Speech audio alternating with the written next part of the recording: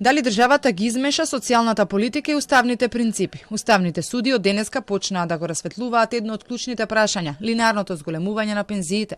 Колку ваквата исплата на примањата на највозрасните граѓани е правично или пак можеби противуставно? Судот добил 20 иницијативи од граѓани во кои наведуваат дека со овој начин на исплата има нееднаков третман. Во зголемувањето на пензиите не се пресметувал растот на трошоците за живот и просечната плата, туку тие се исплаќале паушално. По ова судот по сопствена иницијатива ќе го разгледа ова прашање за кое денеска оформи и предмет.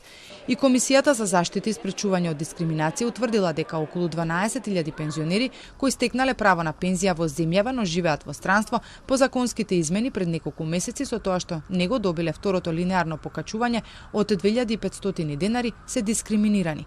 Пред неколку месеци собранието изгласа измени во Законот за пензиско осигурување во кој се вметна одредба дека пензиите се исплаќаат на територија на државата. И за ова Уставниот суд има добиено иницијатива од граѓани по која допрва треба да се одлучува.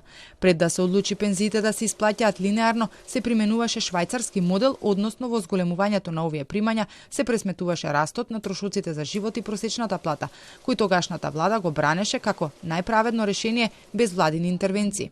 Инаку, речиси 2 милиарди евра ќе чинат пензиите идната година. Дел од оваа сума, или околу 700 милиони евра, ќе се покрие од буџетот за да може ПИОМ да ги исплати примањата на највозрасните.